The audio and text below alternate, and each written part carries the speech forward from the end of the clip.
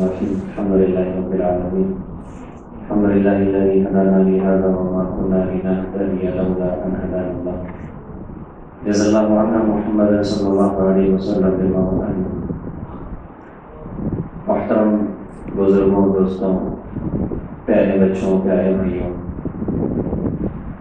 اللہ تعالیٰ نے ہم سب پر بڑا انعام فرمایا ہے، بڑی نعمت عطا فرمائی ہے کہ ہم سب کو اللہ پاک نے بغیر مانگے حضرت محمد صلی اللہ علیہ وسلم کو مہدی بنایا ہے۔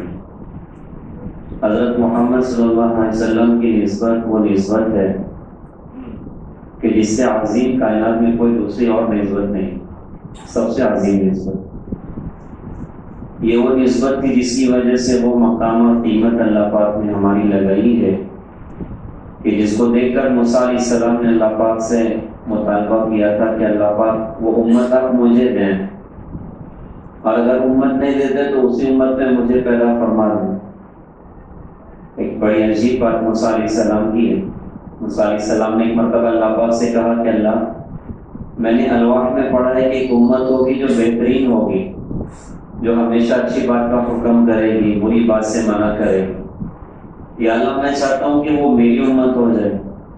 تو اللہ پاک نے ارشاد فرمایا تھے کہ نہیں، وہ تمہاری نہیں، وہ تو احمد صلی اللہ علیہ وسلم کی امت ہو۔ ہمارے نبی کے اللہ تعالیٰ نے بہت سارے نام رکھے۔ ہمارے نبی نے ارشاد فرمایا تھا کہ میرے اللہ نے میرے 10 نام رکھے ہیں، انا محمد، احمد، ماہی، حاشر، آخر، فاتح، خاتم، ابوالقاسم، طٰہٰ، یاسین۔ کہا کہ اللہ نے میرے 10 نام رکھے۔ تو 2 نام بڑے مشہور ہیں، محمد اور احمد صلی اللہ علیہ وسلم۔ تو اللہ پاک نے ارشاد فرمایا کہ نہیں، وہ تمہاری نہیں، وہ تو احمد صلی اللہ علیہ وسلم کی امت ہو۔ موسیٰ علیہ السلام نے کہا کہ اللہ پاک، میں نے الواح میں پڑھا ہے کہ ایک امت ہوگی جو سب سے آخر میں دنیا میں آئے گی، لیکن سب سے پہلے ہی جنت میں چلی جائے۔ یا اللہ، میں چاہتا ہوں کہ وہ میری امت ہو جائے۔ تو اللہ پاک نے ارشاد فرمایا کہ نہیں، وہ تمہاری نہیں، وہ تو احمد صلی اللہ علیہ وسلم کی امت ہو۔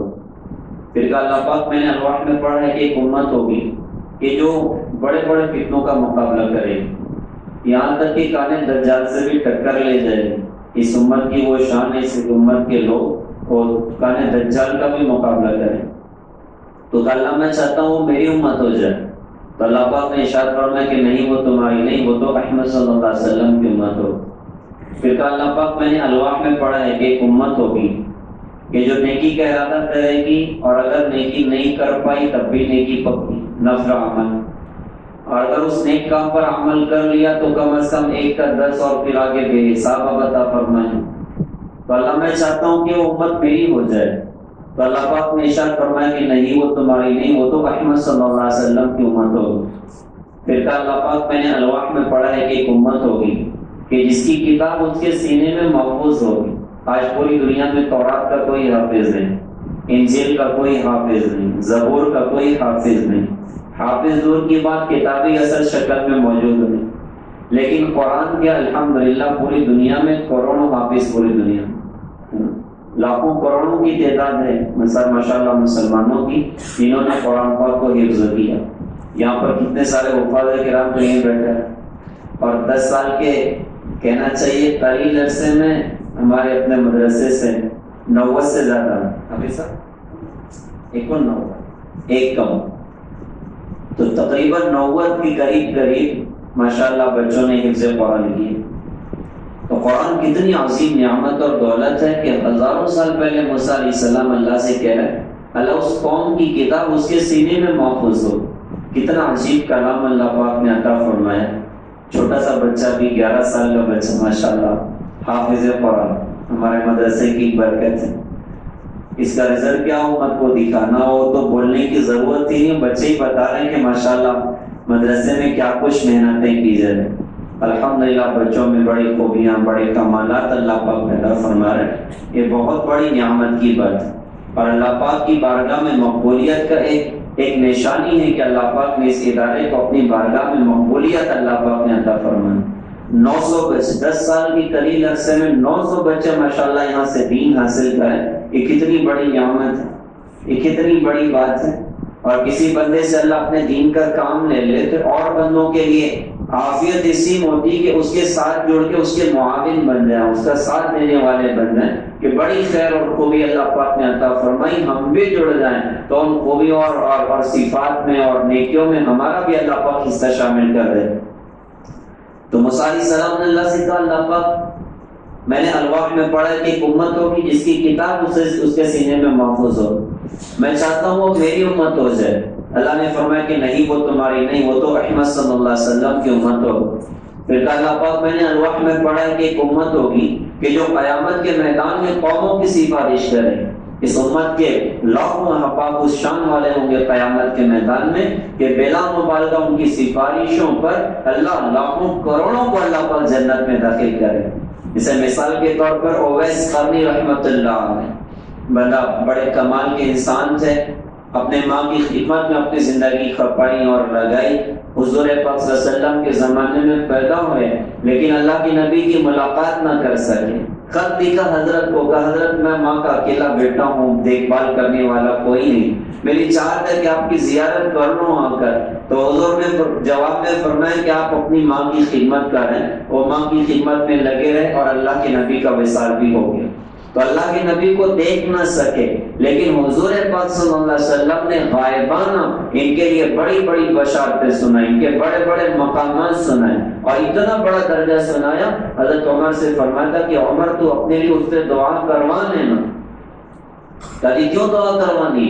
تو آپ نے ارشاد فرمایا تھا کہ اویس نے ماں کی ایسی خدمت کی ہے کہ جب وہ ہاتھ اٹھاتا ہے تو اللہ اس کے ہاتھ کو خالی واپس نہیں لوٹاتا۔ اس کی ماں کی خدمت نے اس کو اتنے اعلیٰ مقام تک پہنچایا ہوا، اور اسی خدمت کا یہ معاملہ تھا۔ اللہ کے نبی نے ارشاد فرمایا تھا وہ سارے جنت میں جا رہے ہوں گے تو اللہ اویس قرنی کو روک لیں کہ اویس تم ادھر ہی رک جاؤ۔ اب وہ ڈر جائیں گے کہ اللہ مجھے کیوں روک لیا، وہ سارے جا رہے جنت میں، مجھے ادھر روک لیا۔ تو اللہ فرمائیں گے اویس تم آج سفارش کرو، تمہاری سفارش پر لاکھوں کو تمہارے ساتھ جنت میں داخل کرو۔ اور ماشاءاللہ یہاں تو سارے بچے حافظ قرآن بن رہے ہیں، ایک تو کم از کم 10 کو تو جنت میں لے کے جائے گا، میں کتنی بڑی بات ہے نا؟ تو لاکھوں کروڑوں کی سفارشوں کے سامان بن جائے۔ تو موسیٰ علیہ السلام نے اللہ سے کہا تھا اللہ میں چاہتا ہوں وہ امت میری ہو جائے، کوئی چیز مارکیٹ میں نہ ہو اور اس کے ڈیمانڈ ہو رہی ہو تو اس کی قیمت بہت زیادہ لگائی جائے، بھائی مارکیٹ میں ہے ہی نہیں، ہے نا، مارکیٹ میں موجود نہیں ہے، پروڈکٹ آیا ہی نہیں ہے اور پہلے اس کی ڈیمانڈ ہو رہی صاحب وہ پروڈکٹ چاہیے وہ پروڈکٹ چاہیے، تو بیچنے والے اس کی قیمت بہت زیادہ لگا رہے ہوتے ہیں۔ تو امت کا پروڈکٹ مارکیٹ میں آیا نہیں تھا، عالم ارواح میں پوری امت تھی اور اس امت کے گویا کے سودے چل رہے تھے اللہ کی بارگاہ میں، اور مصعب کلیم اللہ سے کہہ رہے تھے اللہ میں چاہتا ہوں وہ امت آپ مجھے دے دیں۔ یہ حضرت محمد صلی اللہ علیہ وسلم کی نسبت ہے۔ موسیٰ علیہ السلام سے اللہ پاک نے ارشاد فرمایا کہ نہیں وہ تمہاری نہیں، وہ تو احمد صلی اللہ علیہ وسلم کی امت ہو۔ تو موسیٰ علیہ السلام کو لگا کہ یار اپنی تو آج چلنے والی ہے نہیں۔ پھر وہ جملہ کا جس پر علماء فرماتے ہیں کہ نبیوں نے اس امت میں پیدا ہونے کی تمنا کی، وہ جملہ موسیٰ علیہ السلام کا تھا یا لیتنی من اصحاب محمد صلی اللہ علیہ وسلم، کاش میں محمد صلی اللہ علیہ وسلم کا صحابی ہوتا۔ تو اللہ نے کتنی بڑی دولت اور نعمت ہمیں عطا فرمائی کہ ہم حضرت محمد صلی اللہ علیہ وسلم کے امتی ہو گئے۔ یوسف اور یعقوب علیہ السلام کو اللہ نے جدا کیا، 40 سال کے بعد ملا ہے۔ باپ اور بیٹے میں وہ محبت تھی کہ روتے ہوئے گلے ملے، بے ہوش ہو کے گر گئے، دوبارہ ہوش آیا، روتے ہوئے گلے ملے، پھر بے ہوش ہو کر گر گئے۔ تیسری مرتبہ بھی یہی ہوا، فرشتوں نے اللہ پاک سے کہا کہ اللہ اتنی محبت کوئی کسی سے کرتا ہے کہ نہیں کرتا جتنی یوسف اور یعقوب کے درمیان میں۔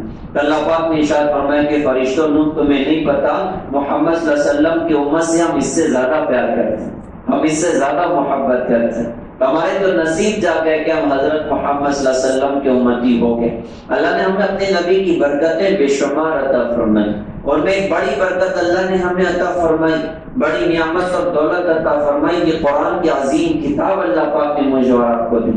قرآن اللہ کی کتاب بھی ہے، قرآن اللہ کا کلام بھی ہے، اور ایسا زبردست کلام ہے کہ جس کی نظیر کائنات میں کہیں نہیں ملتی۔ اور اللہ پاک نے تو چیلنج کر دیا تھا کہ اگر تمہیں شک ہے قل ان کنتم فی ریب کیا ہے آپ سب قرآن کیا ہے، اگر تمہیں شک ہے اس قرآن پاک کے اندر یہ اللہ کا کلام ہے کہ نہیں ہے تو ٹھیک ہے، جاؤ ساری دنیا کو اکٹھا کرو، ساری دنیا کو اکٹھا کرو اور قرآن کی کوئی صورت بنا کر پیش کر، کوئی ایک صورت بنا کر پیش کر دو، کہا کہ تم تو ہرگز یہ کام نہیں کر سکتے۔ ویسا زبردست کلام اللہ پاک نے حضرت محمد صلی اللہ علیہ وسلم پر نازل فرمایا کہ جس کی نظیر پوری کائنات میں کہیں نہیں ملتی، اور ایسا زبردست کلام ہے کہ آسان یاد کرنے کے لیے اللہ پاک نے آسان کر دیا کہ انسان کوشش کرے، محنت کرے، وہ سارا کا سارا اللہ پاک بندے کے سینے میں اتار دیتا ہے۔ اللہ نے حضرت محمد صلی اللہ علیہ وسلم پر قرآن پاک نازل فرمایا۔ قرآن ایک زبردست کلام ہے، ایک زبردست کتاب ہے۔ مکہ میں بلکہ عرب کے لوگ سارے اہل زبان تھے، اپنے آپ کو زبان والا کہتے تھے، اور کہتے تھے دنیا تو گونگی ہے، انہیں بولنا نہیں آتا، اور واقعی اللہ پاک نے عربوں کو بولنے میں بڑا کمال عطا فرمایا تھا۔ بلکہ اشعار تو ان کے چھوٹے چھوٹے بچے ایسے اشعار پڑھتے تھے کہ آج بھی دنیا حیران ہوتی ہے کہ بچے کیسے اشعار پڑھ جاتے ہیں۔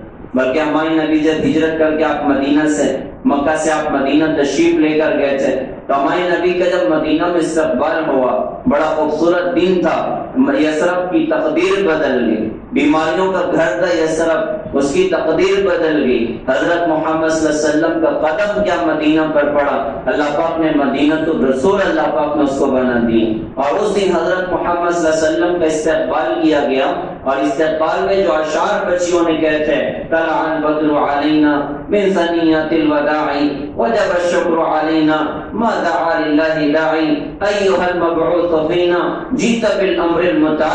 ان کی چھوٹی چھوٹی بچیاں جب اشعار پڑھیں تو ایسے کمال کے اشعار ہوتے تھے گویا کہ بادل برس رہے ہوں اور بجلیاں کڑک رہی ہوں۔ اللہ نے زبان پر کمال عطا فرمایا تھا، لیکن قرآن جب اترا تو قرآن نے سب کو ہلا کے رکھ دیا، قرآن نے دم کر کے رکھ دیا، قرآن نے انہیں کہنا چاہیے کہ بے قرار کر کے رکھ دیا کہ آپ یہ کتنا عجیب کلام۔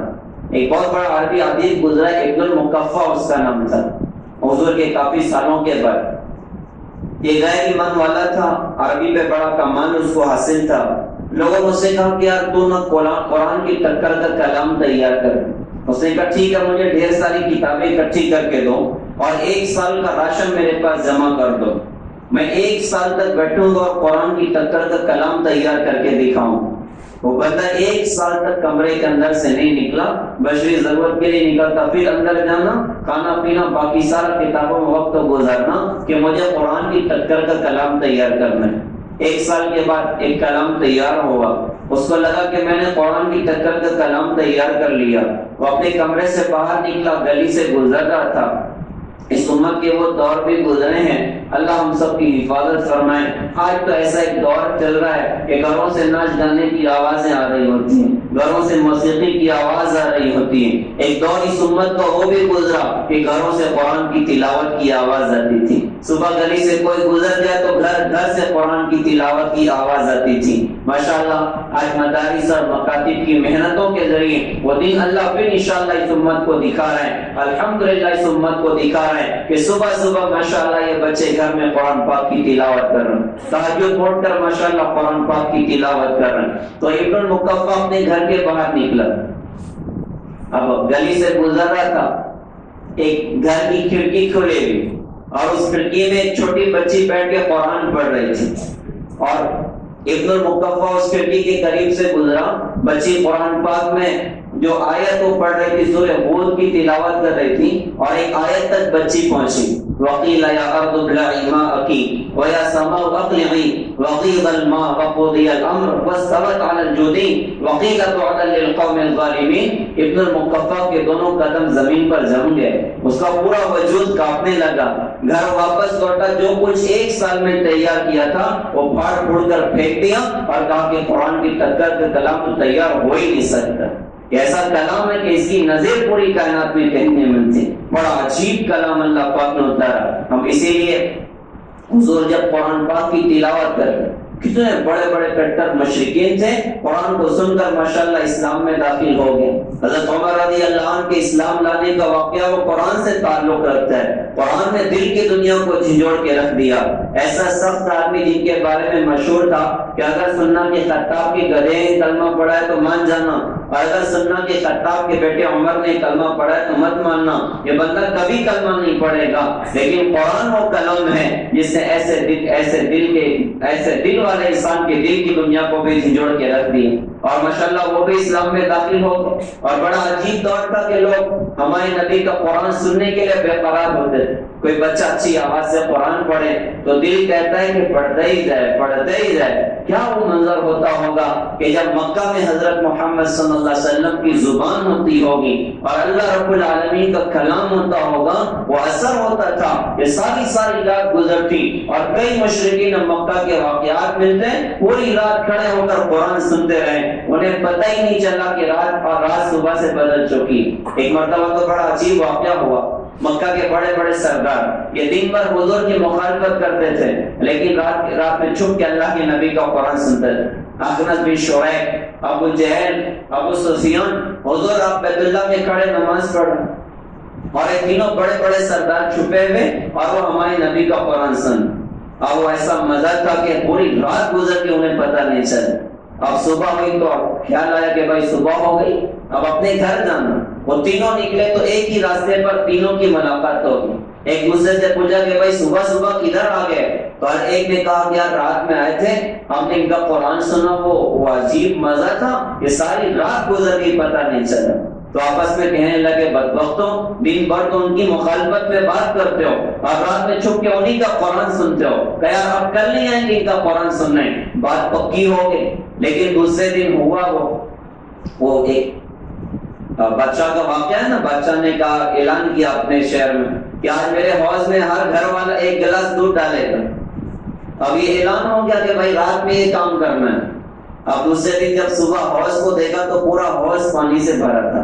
ہر بندہ یہی سوچ رہا تھا کہ یار سب تو دودھ ڈالنے والے، میں ہی ایک گلاس پانی ڈالنے والا۔ تو ساروں نے یہی سوچا اور ساروں نے لا کے پانی بھر دی۔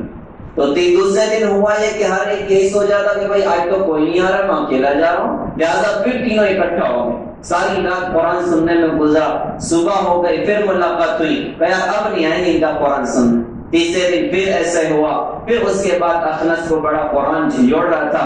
اخنس نے جا کر ابو جہل سے کہا کہ ابو جہل صحیح کہنا کہ محمد صلی اللہ علیہ وسلم کے کلام کے بارے میں تیری کیا ہے؟ تو ابو جہل نے کہا یار میرے دل کی بات کہتا ہوں کہ ان کا کلام سچا کلام ہے اور وہ سچے نبی ہیں، لیکن معاملہ یہ ہے کہ ہم لوگ کی خاندان کی نام کا مسئلہ ہو گیا ہے، ہماری عزت کا مسئلہ ہو گیا ہے، ہم نے قسم کھائی ہے کہ مرنے تک ان کی مخالفت کریں۔ جا کے انہوں نے ابو سفیان سے اس نے کہا کہ بھائی بتاؤ کہ کلام کے بارے میں کیا رائے ہے؟ تو حضرت ابو سفیان نے کہا کہ بھائی دل کی بات کہتا ہوں کہ ان کا کلام تو سچا کلام ہے۔ تو قرآن وہ زبردست کلام ہے جس نے ایسے انسانوں کے دل کی دنیا کو بھی جھنجھوڑ کے رکھ دیا تھا۔ میرے پیارے بھائیوں، بڑی دولت اور نعمت اللہ پاک نے قرآن پاک کی شکل میں مجھے اور آپ کو عطا فرمائی ہے۔ یہ کتنی بڑی دولت اور کتنی بڑی نعمت ہے، ہم قرآن کی قدر کرنے والے بن۔ حدیث میں آتا ہے بندہ جب قبر میں رکھا جائے تو اس کی نماز اس کے پاس آ جائے، اس کا روزہ اس کے پاس آ جائے گا، اس کے زکوٰۃ صدقات اس کے پاس آ کر کھڑے ہو جائیں گے، اللہ کی راہ میں جو قدم چلے وہ قدم کی طرف آ کے کھڑا ہو جائے گا۔ اور علماء فرماتے ہیں کتابوں میں لکھا کہ قرآن بھی جو ہے خوبصورت نوجوان کی شکل میں قبر میں آئے گا اور آ کر کہے گا کہ تجھے کوئی ٹینشن نہیں ہے، منکر نکیر کے سوال کے جواب کے بعد تو بالکل فری ہے، ایسے سو جا جیسے پہلی رات کی دلہن اپنے گھر میں سو جاتی۔ تو قرآن قبر میں انسان کا ساتھی بن جائے گا، حشر میں انسان کا ساتھی بن جائے گا۔ روایتوں میں آتا ہے کہ انسان جب نیک عمل قیامت کے میدان میں، نیک بندہ قیامت کے میدان میں کھڑا ہوگا تو اس کی ساری نیکیاں آ کر اس کو قیامت کے میدان میں گھیر لیں گی، اس کا روزہ، اس کی نماز، اس کا صدقہ خیرات، اس کا سبحان اللہ، اس کا الحمدللہ۔ لیکن حشر کے میدان میں خوبصورت نوجوان آئے گا، وہ آ کر اس کا ہاتھ پکڑے گا اور کہے گا کہ اللہ کے ولی چل، میں تجھے آج اللہ کی بارگاہ میں لے کر چلتا ہوں۔ کہ یہ کون ہوگا؟ تو فرمایا کہ یہ قرآن پاک کی عظیم نعمت ہوگی، یہ خوبصورت نوجوان کی شکل میں آ کر اس بندے کا ہاتھ پکڑ کے کہے گا کہ میں تیرا قرآن ہوں، چل میں تجھے اللہ کی بارگاہ میں لے کر چلتا ہوں۔ وہ اس کو لے کر چلے گا، فرشتوں کی نظر پڑے گی اس بندے پر، فرشتے کہیں گے کوئی بڑا خاص آدمی ہے، آج قیامت کے میدان میں قرآن نے اس کا ہاتھ پکڑا، لہذا اس کا راستہ نہ روکو۔ وہ سیدھا قرآن اس کو اللہ کی بارگاہ میں لے کر پہنچے گا اور وہاں جا کر اس کی سفارش کرے گا۔ قیامت کے میدان میں بہت ساری سفارشیں ہوں، نیک ماں باپ گنہگار اولاد کی سفارش کریں، نیک اولاد گناہگار ماں باپ کی سفارش کریں. وہ بچے جو بچپن میں دنیا سے رخصت ہو گئے وہ قیامت کے میدان میں اللہ کی بارگاہ میں اپنے ماں باپ کی سفارش کریں گے کہ اللہ ہمارے ماں باپ کا ایسے گناہ ہو گئے، غلطیاں ہو گئی، اللہ آپ نے ہمیں جنت میں داخل کرنے کے فیصلے کیے، ہمارے ماں باپ کو بھی ہمارے ساتھ جنت میں داخل کریے، اور اگر نہیں کرنا تو پھر ہمیں بھی ان کے ساتھ جہنم کی آگ میں داخل کر دیجئے. تو اللہ پاک ان کی سفارش پر ان کے ماں باپ کو اللہ جنت عطا کرے. حضرت محمد صلی اللہ علیہ وسلم سفارش کریں گے. نیک بیوی اپنے گناہگار شوہر کی سفارش کرے گی، نیک شوہر گناہگار بیوی کی سفارش کرے گا. ایسے ہی بڑی طاقتور سفارش قیامت کے میدان میں قرآن کی سفارش ہو، قرآن کی سفارش ہوگی. قرآن اللہ سے کہے گا اللہ یہ بندہ ہے جو دین پر مجھ پر عمل کرتا تھا اور رات میں میری تلاوت کرتا تھا، آپ اس کے بارے میں میری سفارش قبول کر لیجئے. اللہ اس کی سفارش پر اس بندے کے لیے جنت میں داخل کرنے کے فیصلے کرے گا. تو اللہ نے بڑی دولت اور بڑی نعمت پیارے بھائیوں عطا فرمائی ہے، لہذا ہم اس قرآن کی عظیم نعمت کی قدر کرنے والے بن، اور قدر یہ ہے کہ اس کو سیکھیں، اس کو پڑھیں، اس کی تلاوت کریں، اس کو سمجھیں، اس کے احکامات کو اپنی زندگیوں میں جگہ دیں، اور یہ قرآن سارے عالم میں زندہ ہو جائے. اس کے لیے کوششیں کرنا، اس کے لیے محنتیں کرنا. الحمدللہ 1400 سال کی ہماری خوبصورت تاریخ ہے. ہر زمانے میں قرآن اور دین کو زندہ کرنے کے لیے مدارس نے بڑا اہم رول ادا فرمایا.